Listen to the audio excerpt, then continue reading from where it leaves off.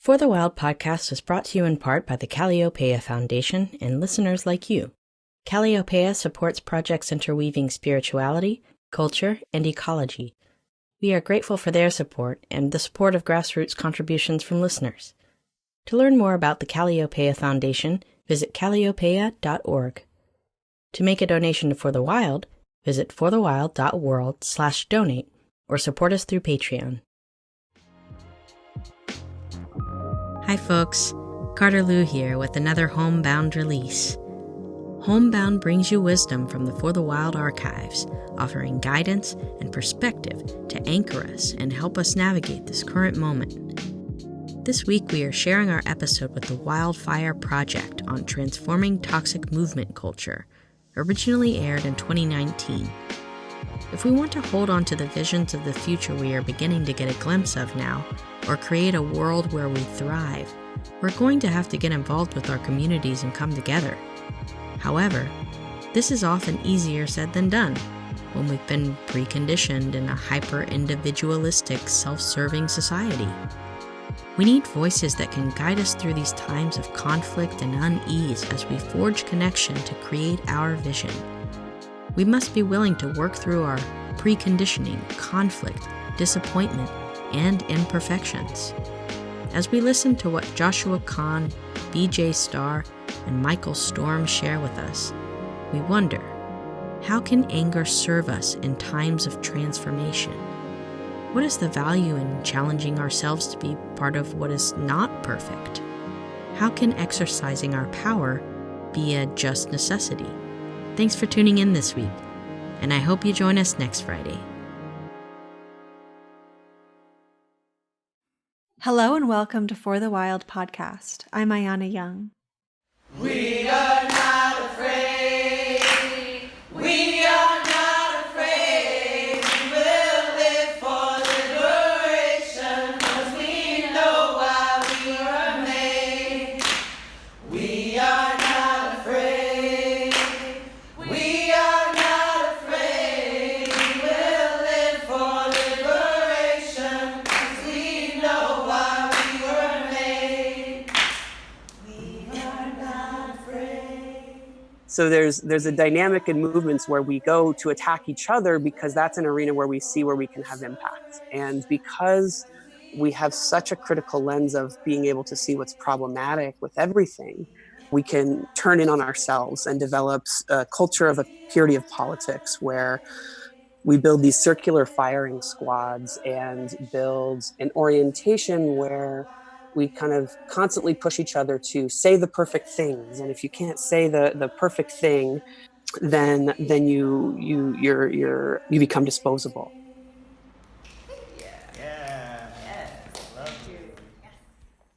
Today we are speaking with Joshua Kahn, BJ Starr, and Michael Storm from the Wildfire Project. The Wildfire Project strengthens movements for ecological, racial, and economic justice by supporting organizations to transform and spread a thriving culture, resilient in the face of changing terrain, grounded in history, vision, and strategy, connected to a North Star bigger than themselves, building across identity and prepared to grow and win. We do this through deep facilitation using democratic, experiential methods, fusing political education and skills training with personal and group transformation and a curriculum tailored to specific needs of grassroots activism. Wildfire develops leaderships of frontline groups and maintains long-term support with the communities in which it works. So Wildfire emphasizes how movements can approach oncoming crises as opportunities for collective liberation. And to begin this conversation, I would love to really dive into this fully and explore some of the facets crises entails. So initially, I think of Naomi Klein's shock doctrine and how historically the powers that can be utilized in crises, both real and imagined, as a way to justify ideological agendas and policies that typically cut or, privatize public services, deregulate the market and even suspend constitutional protections. So of course we must remain vigilant of the kind of chaos that is contrived by the elite. But then simultaneously, we cannot allow ourselves or our movements to become paralyzed.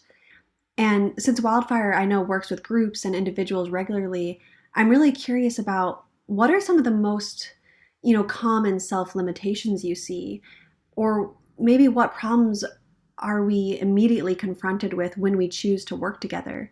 And then along the lines of limitation, I'm really specifically thinking of our aversion to both conflict and power. So if you could share on how Wildfire encourages groups to explore sites of tension and conflict. Yeah, I think you really just nailed it on the point about it being mandatory for us to figure out how to come together more powerfully. It's really obvious that there are a bunch of crises and collapse on the horizon, and a bunch of crises that we're currently in. And I think we're fundamentally rooted in the belief that we need to figure out how to be together differently and be together more powerfully with more compassion if we're going to weather those storms. And so to get to your point about the kind of self-limiting beliefs that come up, yeah, I think that any time that anyone, a group or an individual, moves toward some kind of bold or visionary plan, anytime we do that, we encounter our self-limiting beliefs. We encounter stories about who we are that keep us small. And they can take a lot of different shapes. It could be, I don't know how to do this. I'm not smart enough. I'm not brave enough. I can't handle how hard it's going to be. It could be, well, if we really talk about this, our organization is going to fall apart. Or if I show vulnerability as a leader, then the group will lose trust in me. Anything like that. And you get a sense that someone is expressing a self-limiting belief when the language is really always or never, right? When it's just kind of the way things are, as opposed to something that they can change or that they can work to transform. And so, yeah, I think conflict is really the big one that we face again and again. There's always some conversation that a group is maintaining collective silence around, but a conversation that needs to be had in order for the group to be relating to each other honestly and authentically. And so, I don't know, there's so many examples. I think that one that comes to mind is we were recently working with a group that was trying to figure out how to address patriarchy and sexism as they were coming up in interactions with the members. And it was clear that there was a problem.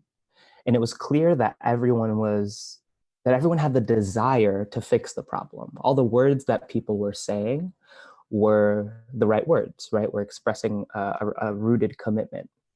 But then when we decided to have a workshop where they had the opportunity to talk about what was going on and what needed to be done, there was just crickets. And there was a really low energy, and people seemed distracted or like they didn't know what to say. And ultimately, it took a lot of work to really come at the conversation from a whole bunch of different sides until finally strong emotion emerged. And the strong emotion was anger. And it became really clear in that moment that there was a lot of anger in the room. And the cost of not expressing the anger was that they weren't really relating to each other authentically, and they weren't really dealing with what was at stake, because the anger was showing the room that people were hurting. People in the room were actively hurting right now. And so the self-limiting belief that was under all of that is, if I express my anger, the group is going to fall apart. And once we were able to allow the anger into the room, to let it get expressed and to show that the group did not fall apart, then we were able to really stay in the anger until we started to move towards some solutions. And that, I think, is an example of a self-limiting belief. Mm-hmm. It makes me... Mm-hmm. Yeah, sorry. Go ahead. Oh, no, it makes me think of, and I don't remember exactly the quote, but it's something like, in this dominant culture, we are conflict averse, but war prone, or like we're ready to go into war, but we don't want to talk about conflict. And I think it's really fascinating to hear how afraid people are and scared to be able just to speak truth.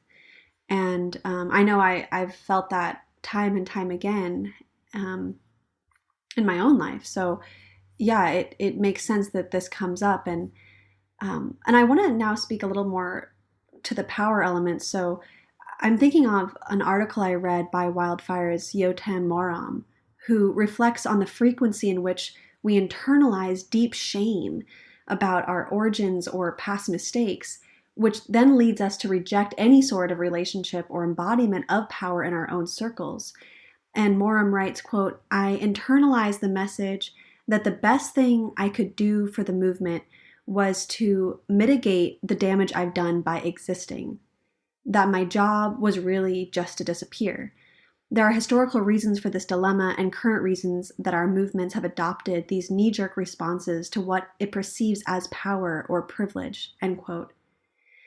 So I wonder if any of you would be comfortable picking up on this conversation on the politics of powerlessness and who benefits from the negation of power.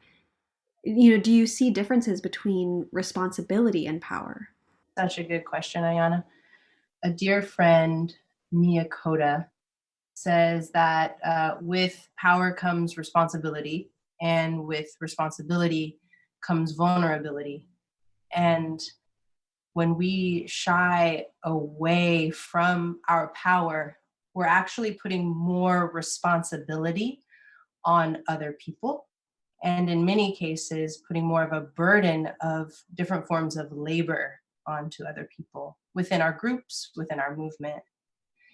And so what we protect ourselves from is the vulnerability that moving into our power and wielding our privilege creates. It puts us in the conversation where our shortcomings, our politics will be questioned. It puts us in a place where our decisions will be challenged, and we will have to take greater risks than we would have had we chosen not to move into our power. And with those risks means sometimes we're going to make the wrong decisions, if you will, and perhaps regret them, perhaps hurt people, perhaps lose a campaign, perhaps lose funding, all kinds of things.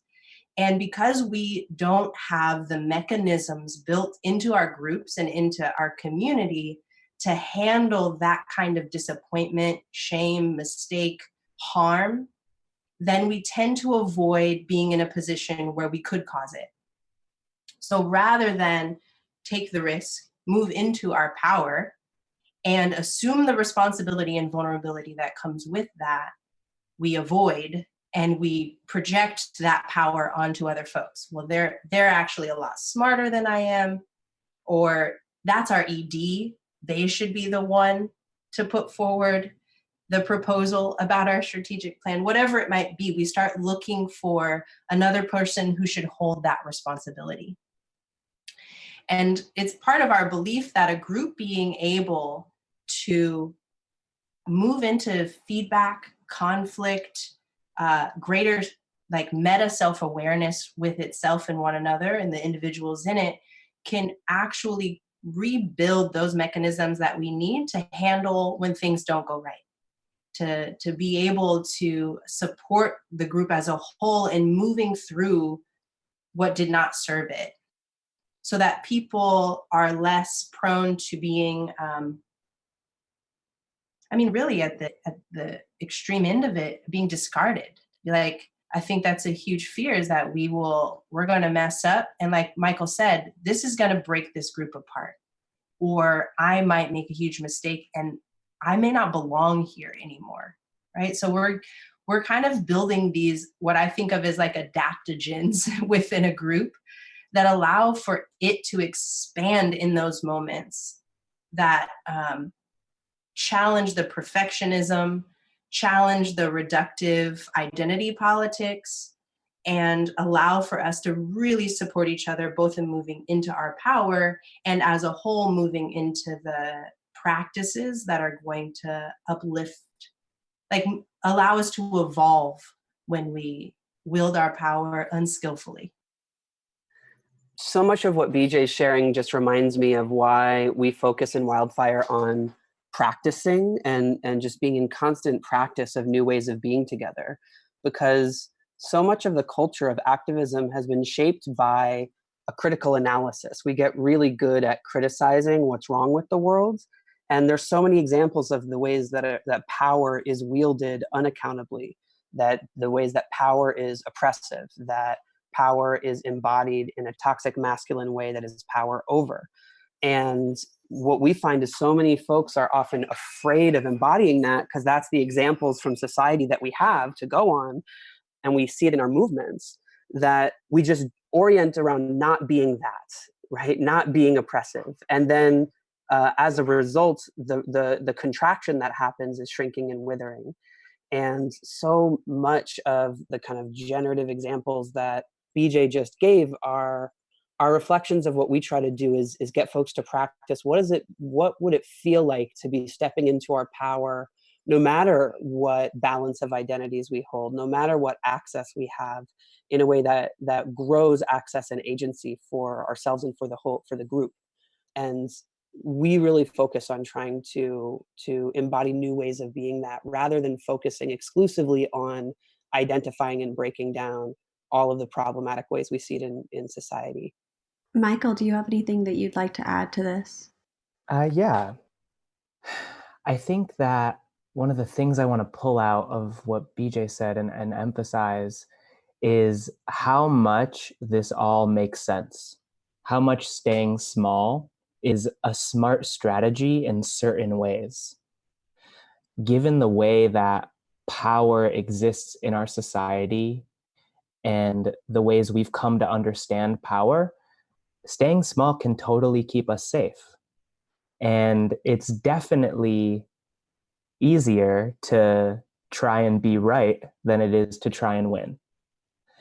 And I think it's important to acknowledge the ways that staying small has taken care of us. And a part of that is, like I said, just that we have so many bad examples and misunderstandings of what power looks like, that it can be hard to envision a power that is connected, that is related, that is accountable, that is interdependent. So we're not just asking people to become powerful in the way that, you know, a politician or a CEO is powerful. We're asking people to learn a whole new way of being powerful. And that can be hard, but is ultimately necessary. And the thing we get from that is much greater than the thing that we get from staying small. I add one last thing to that, Ayana. Every body, physical body, has a different sensation or reaction to that word, or even the idea of moving into their power. Whether it be the idea of speaking out, for example, depending on that individual's life experience, or maybe even their family's experience, their culture's experience, maybe their ancestors' experience, that body might feel a very real, deep, visceral fear of like death, perhaps, you know, at the most extreme, because we have lots of lived experience of the treatment of folks who moved into their power, of what happened to them as a result of speaking out, if we keep using that as an example, be it to be silenced through state-sanctioned violence, to be incarcerated, to be assassinated, to be targeted in the media, to have their family targeted. All kinds of things have happened to us that are very real risks of being as powerful as we believe we need to be. And working through that isn't just a matter of choice. It's not as easy as just saying, you know what, I'm sick of thinking that way, I'm going to go for it. There's real healing that has to also happen there, and space that we have to create for that healing. And so while there's like the politic of powerlessness, there's also the very real demand that we have for tools and techniques that are going to help us transform what has caused our powerlessness. And that's something that we're continuing to really explore and deepen in our work, primarily right now through conflict, but also in some of the practices that we've been drawing from. Yes, I really agree, BJ, that again, like it just comes, this word mandatory keeps coming up. These things aren't something that we can skip and think that we can get to the finish line. You know, we can't just wash all this interpersonal human dimensions and human conditioning under the rug and expect to be able to be long-term, efficient, effective, impactful activist or people of service, even people with good relationships with each other, you know, our families, our friends, our coworkers. So this conversation is so ripe. And also the way you all have discussed power is really fascinating, because I think at first when I thought about power, I was thinking of like taking the power, or like kind of this idea of leadership, where I love how you are all explaining it, because yes, power can mean leadership, but power can mean vulnerability. Power is truth. Power is all of these different factors. And by stepping into our power, we're actually, you know, in a healthy way, in a way that's balanced with integrity, creates better relationships. And I think that is just a narrative that many of us are completely not taught, that stepping into our power is actually beneficial for those around us. I feel like that's not the common way of understanding it. And so I really appreciate that. And there's so much other analysis that I've been doing while all of you've been speaking. But I want to get into this next question that I think about so often, especially with the Trump administration and really this very divided country with you know, the left and the right. But one thing I will say about the right is there seems to be a stronger unification. And in that unification, there is power or impact, or, you know, whatever word we'd want to use. But it just also seems that more and more often the leftist movements and community, they just, you know, seem to continue to alienate themselves from the public, both by choice as well as in their treatment of those who don't align directly with their values. And I know this is a, you know, generalization alert, but I'd like to kind of talk about it overarchingly. And I'd love if you all, or whoever would like to speak to this, can share a little bit more about the toxic movement culture, and then what infrastructure is missing in many of today's movements to move out of the toxicity. Yeah, there's so many angles for this. Maybe I'll kick it off, and BJ and Michael, you can build. One direction that sends my mind in is thinking about power in a structural way, which is one common experience, I think, among activist subcultures that is an element of what we call toxic movement culture, is the desire to signal your alienation from society rather than take responsibility to lead society. And when the left is in a structural position where we don't have collective power, and in this case, I use that term in the sense of governance, in the sense of directing systems and of distribution of resources and people feeling a sense of agency over the control of their lives. When you don't feel that sense of power, you want to express your discontent in some arena where you might have an impact. So what I mean is that, let's say that you're feeling in some kind of existential despair around climate change, and you look to Exxon and see the way that Exxon and the oil oligarchs are ethnically cleansing indigenous communities, are destroying the environment, and our human family for oil exploration. Well, if you don't feel like you have any leverage or sense of power to, let's say, punch the CEO of Exxon, maybe you don't have access to that arena, but you can at least punch the person next to you in the meeting for only agreeing with you 99% of the time instead of 100% of the time. And So there's a dynamic in movements where we go to attack each other because that's an arena where we see where we can have impact. And because we have such a critical lens of being able to see what's problematic with everything, we can turn in on ourselves and develop a culture of a purity of politics where we build these circular firing squads and build an orientation where we kind of constantly push each other to say the perfect things. And if you can't say the perfect thing, then you become disposable. And so I think a lot of these elements of toxic movement culture that we talk about, whether that is related to the reductive politics around identity, whether it's related to burnout or call out culture, a lot of that is related to a sense of efficacy, that if our movements aren't picking strategies that are, to a scale that's commensurate with the crisis, then we look to where we actually can feel the impact of our actions. And that is a reflection of how our movements engage in conflict with one another. You pointed this out earlier, Ayana, when BJ and Michael were describing our movement's aversion to conflict, where we get afraid to engage in generative conflict.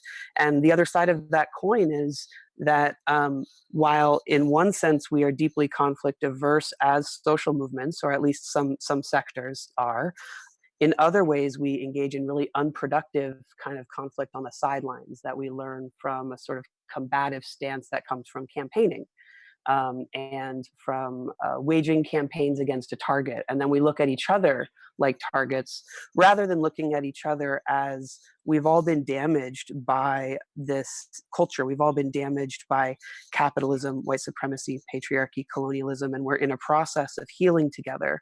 And that the reason why we build movements is both to shift society, but to also heal as we do it.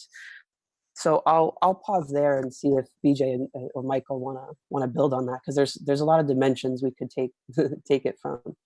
Yeah, another thing I'd like to bring into that conversation is the general context in what is our responsibility and what isn't our responsibility, because the right is using, the language and images of patriotism and Christianity and these kind of like widely accepted, deeply held symbols in American culture that have a lot of traction.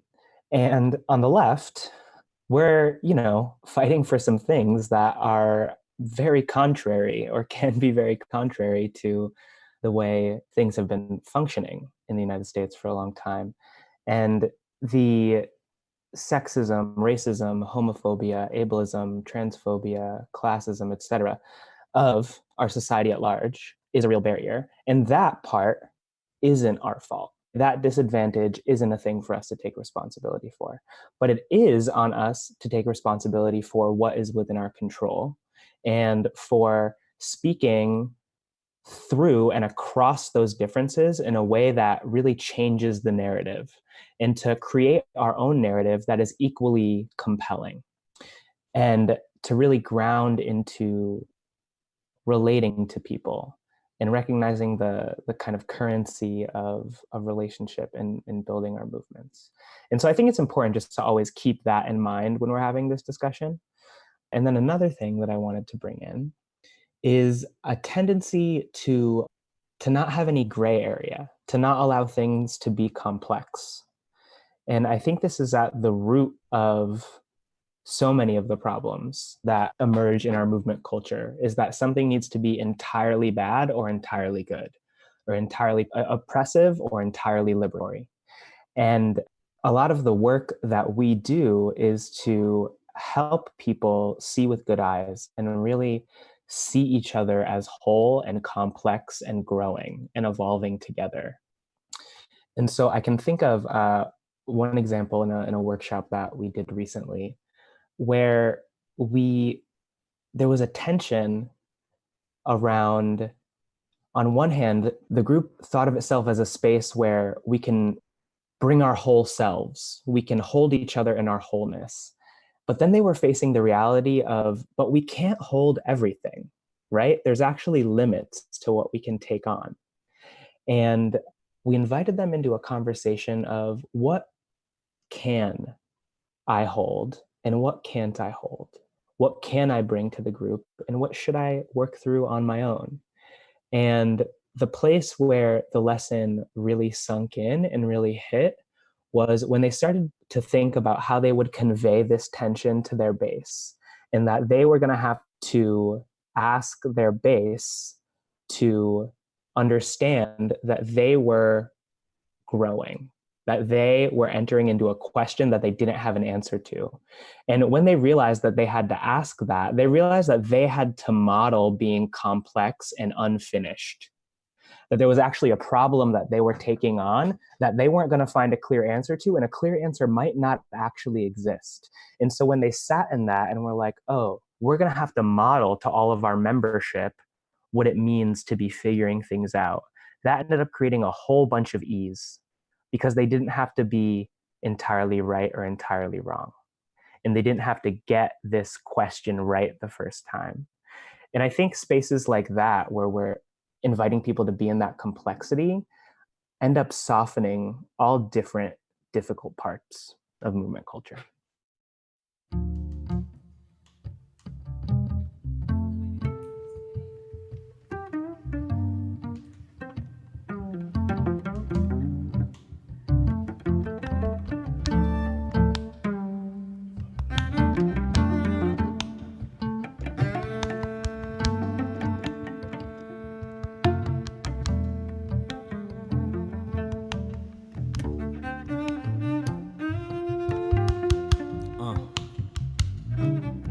Here we go.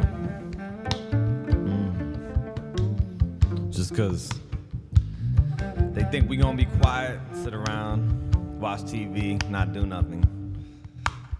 Let them poison the planet. Fuck with our people. They must not feel the ground trembling, and they must not see the people organizing. But I see it. I see us growing underneath the soil, getting ready to break through this concrete, getting ready to heal this earth, this land, these people. That's what I see.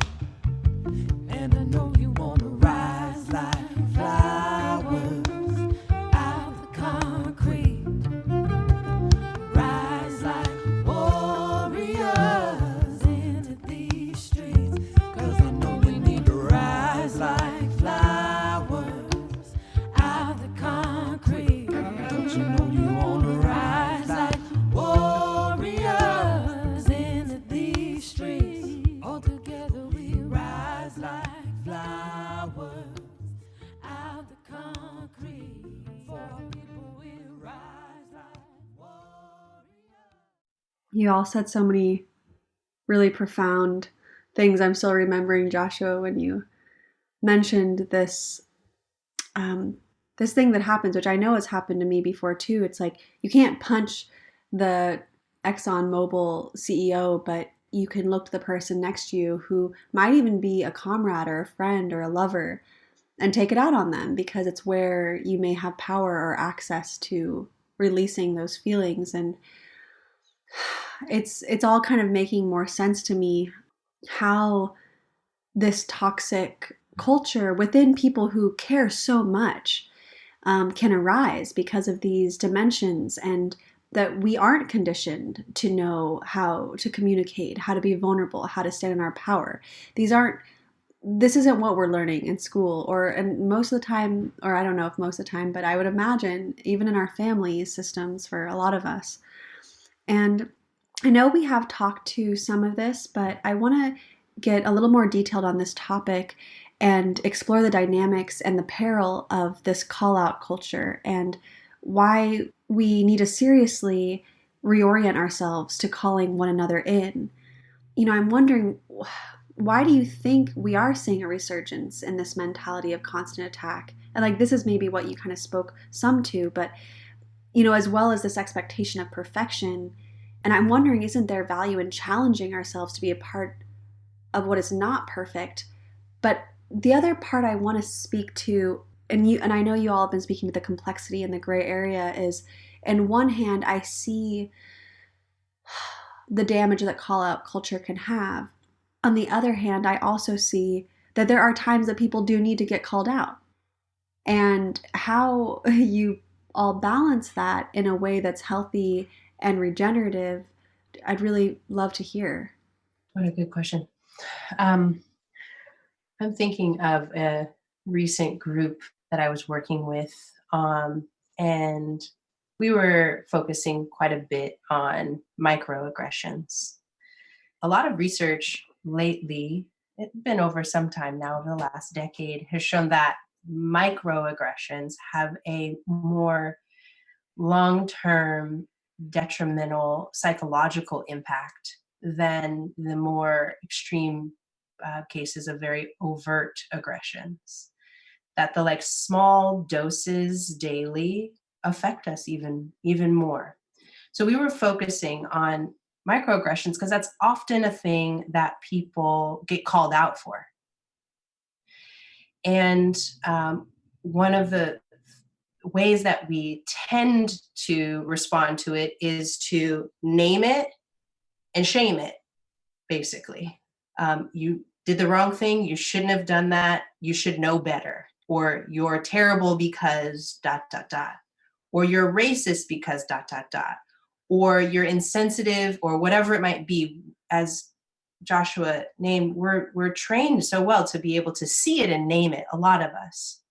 However, when it comes to engaging it or educating or interrupting it, we have a lot less practice. And because we don't have that practice, it's not a deeply ingrained thing in us. It's not a natural response that we're going to go to. There's risk there. We could do it wrong. And especially if we engage, which means we're going to draw someone into a question, ask them more of why they think that way, or perhaps educate them and share a little bit more about why some of their behaviors are problematic, or start to bring their attention to it. We actually put ourselves in a more vulnerable situation once again. When we can call something out and point a finger across the table, then the attention is no longer on us.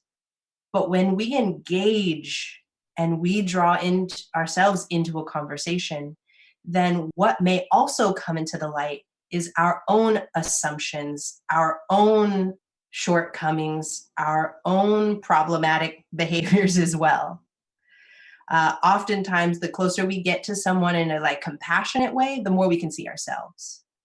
And the truth is that the line that divides like what is good and bad, if you will, or what we see as like liberatory or oppressive, runs through every single one of us. It doesn't divide us. It runs through every single one of us. And we all at some point have, I don't know, we're susceptible. We're conditioned in a way where we're likely to reproduce some of the same problems that we're trying to fight against. So it's absolutely necessary for us to be practicing new skills, particularly around feedback, so that we have the idea of like, how might we transform this versus how might we just identify this? Like you said, we're conflict averse, but war prone. So we are quicker to attack than to invite someone into a conversation.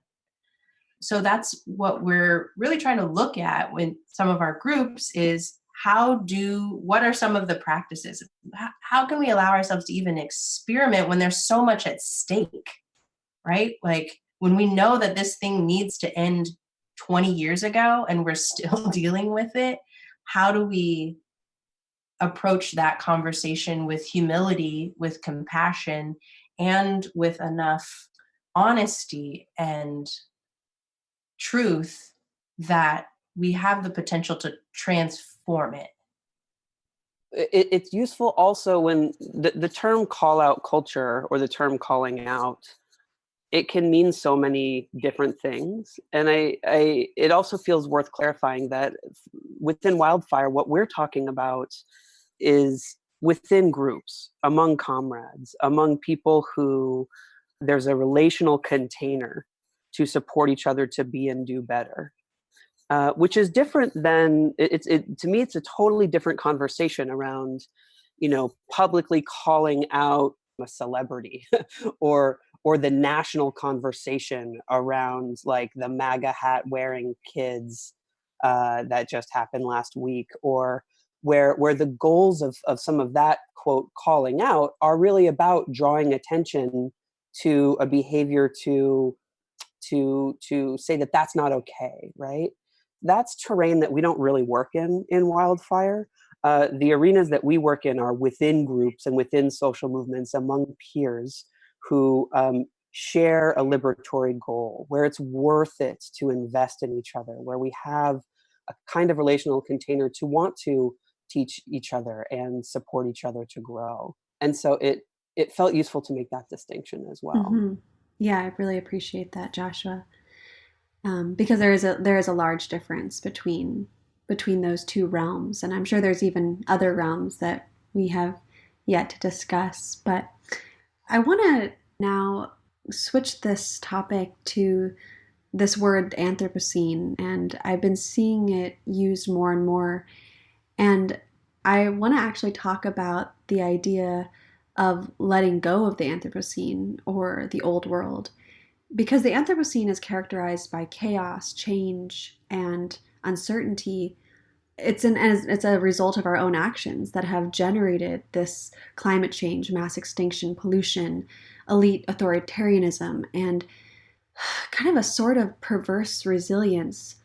So I'm curious about each of your relationship to this concept or this term Anthropocene, and do you think the more we seek to understand this age of man, as they're calling it, and recognize it as our own, perhaps the longer it will prevail because we're putting so much energy into it? Whew, yeah, I'll kick it off, which is, well, if I understand your question correctly, Ayana, so please course correct me if I'm not going in the direction that you're bringing us in. But when we look out into the world right now, we see a landscape where all of the natural living systems that support life on this planet are in free fall or collapse. And that's putting pressure on our social, political, and economic systems in such a way where our orientation towards resiliency is the politics of collapse and rebirth and regenerative cycles. And we've seen so many social movements sectors begin to move towards a holistic ecological analysis and towards spirits to understand the scale of the changes that are coming. Which is quite different than movements before us, which primarily use the tools of ideology or materialist Marxist frameworks to think primarily about how do we transform human systems of governance. And so for us, our orientation is that the earth is going to bring us back into right relationship with her one way or another. And when we talk about resiliency, we think about the role of social movements to be navigating this period of constant collapse and rebirth. And I don't know exactly what that means in terms of leaving behind the concept of the Anthropocene, other than the sense that, right now we support in Wildfire a number of grassroots movement organizations for whom everything feels under attack by the Trump administration and everything feels on fire. And we're looking at how can we transform the existing systems in our society of governance so that we can navigate them better. Meaning, for example, who the president is has a material impact when the next hurricane hits. A President Trump versus President Sanders when the hurricane hits Puerto Rico, there's a huge material difference. And yet at the same time, there is the longer view of that this civilization does have a timeline, and and it's coming to an end, where we are in a great turning and at the end of an era. And leftists for a long time have been predicting that capitalism is going to collapse under the weight of its own contradictions. And I believe that we are in the generation where that's finally going to happen, where the real superstructure of our economy is, of course, ecology. And the latest UN report estimates a timeline for that that's quite fast. And so we're thinking about in that context, what is the role of social movements when the terrain under our feet itself is shifting? So I'm curious, Ayana, if that kind of gets in the direction of what you're talking about, or if the question was more pointed around the term Anthropocene in particular. No, I loved where you took it. I think it's a kind of a strange question, because in one way I think or whether we're putting energy into certain, let's just say the Anthropocene, like part of me says whether we're putting energy into it or not is happening. But then the other part of me thinks about how we are moving through this crisis. And I know, Joshua, you've previously spoken about the difference between organizing to stop the climate crisis versus navigating through it, with the former being impossible, but the latter full of opportunity. So I think about this with the term Anthropocene because it's something that I think a lot about, but I wonder, does it kind of paralyze us? Or, I think about conversations I've had with other guests and this idea of identifying with, whether it's the oppressor or identifying with the oppressor system, and how that can entangle us within it, rather than allowing us to potentially move through it. And it's something that I don't feel like I really, and maybe this is a gray area thing again, and maybe it's really embodying the dichotomy of it all, and it's not this or that, but instead it's a mixture of all of it. But I would be interested to hear more about what this shift entails in terms of, rather than trying to stop, but instead navigate through, what sort of planning is necessary for a just transition away from this system of oppression and climate crisis and into another system that is full of opportunity, that is not, it's, of course it's challenging, but potentially it can just open us up to so much more. I think I'm probably stretching my imagination a bit more than my wisdom as I answer this question. But when I think about what it takes for transformation to really happen, like I'll think about myself as an example. I can think about other groups as well. There is some amount of pain or loss, or perhaps a rite of passage that has happened that has brought me to a point where nothing can ever be the same again. And with that tremendous pain, that catapults me into whatever next stage of my own evolutionary development is. Being able to either, I'm forced beyond my choice because of life circumstances, or I have some choice, but I have a lot of assistance in that sort of rite of passage. I can think about moments in my life that really transformed me, were when I lost my home, when I lost my father, when I became a teenager and was no longer supported by a public school, and I had to figure life out after that. It was like these moments came and I was suddenly forced to, I was initiated and forced into this next chapter. And in groups, there are also moments when what previously the shape that they held, the structure that supported them, no longer serves them and must be shed, or else that group will not be as effective anymore. We're beyond that point as human beings, but it still doesn't change what it takes for us to truly transform. And I think that whether we are attached to that concept of the Anthropocene or not, to make a true transition means we've got to make a just transformation. And that is likely going to be through pain, through loss, through chaos and destruction that forces people into a completely new way of being because they have no way of accessing what existed before. Collapse of the financial system, a new, our next recession, or things like this that affect our material lives in ways that force us to respond differently. Or we have a lot of assistance and we are a part of groups that are working hard to make that transition, who are doing the work to create those compelling visions, to create new governing systems, and to expand their sense of self, to be working in collaboration with spirit, with land, with all the non-human beings that also inhabit this place, in order to find the way through, in order to find what right relationship does exist so that they may navigate through it rather than try and stop it. And we don't know what that looks like. And we can say, just by looking around the world and seeing the infinite number of cultures and ways that people have survived, that there will not be one way, there will not be a handful of ways, but it will depend upon kind of micro circumstances, what kind of governance and what kind of worldview and what kind of actual systems and cultures and practices allow people to navigate through it. And those are going to come about through groups and their place and the resources or circumstances that they're within. Their particular context are going to shape so much of that.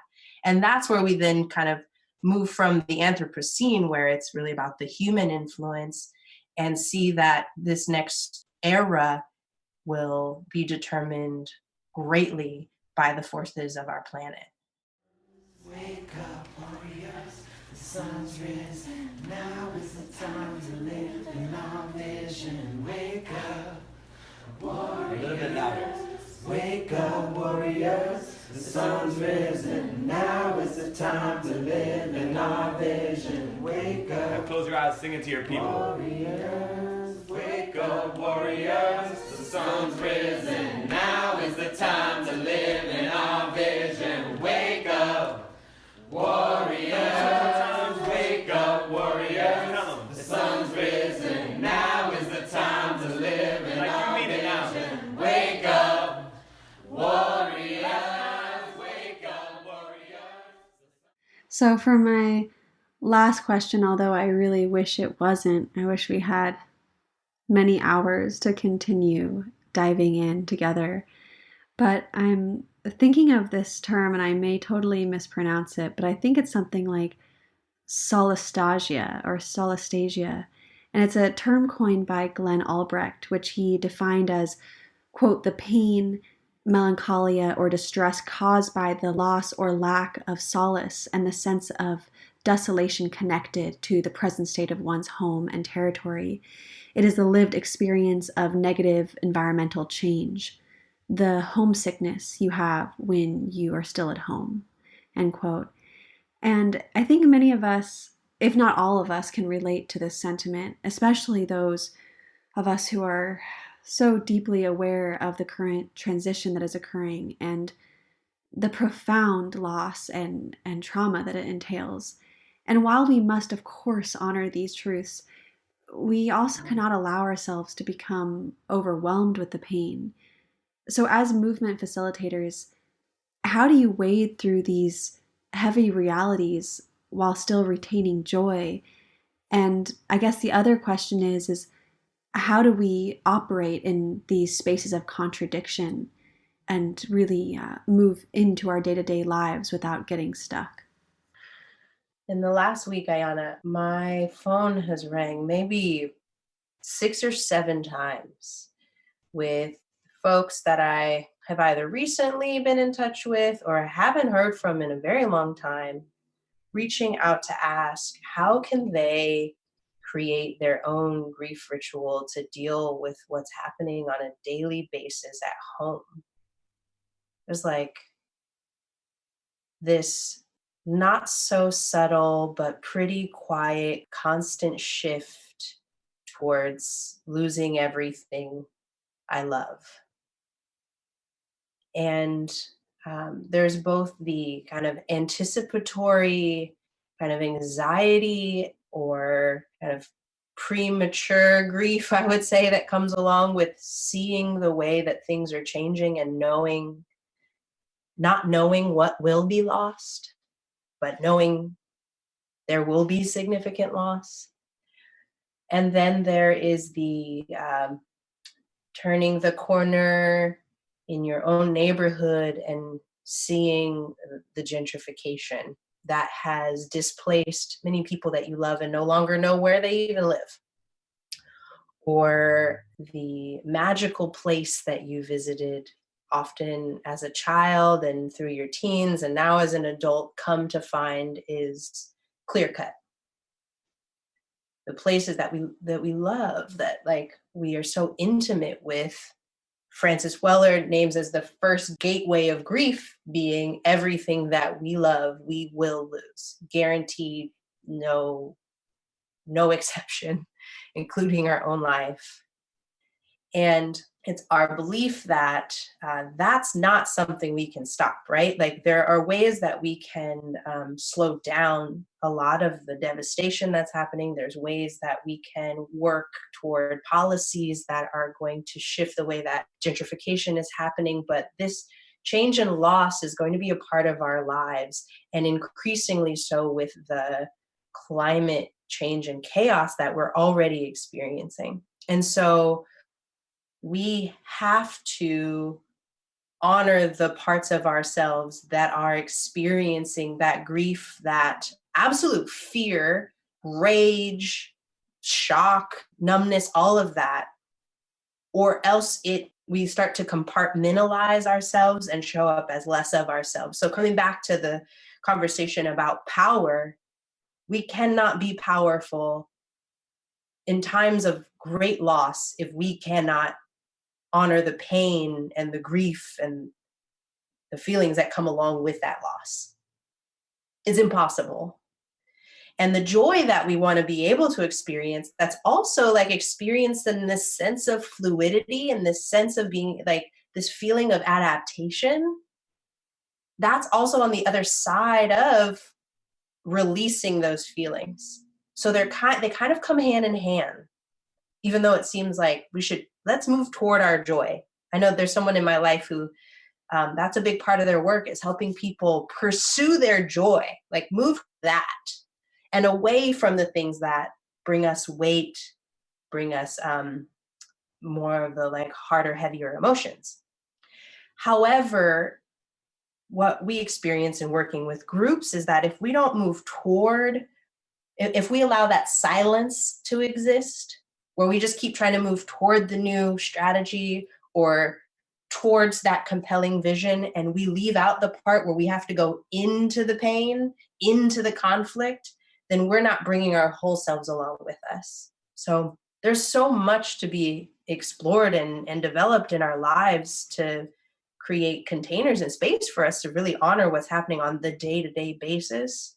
And what we're doing right now is exploring how we can at least do that on like a regularly occurring basis to allow folks to like really tend to the parts of ourselves that are hurt and broken by what we're experiencing at home, home being wherever we are.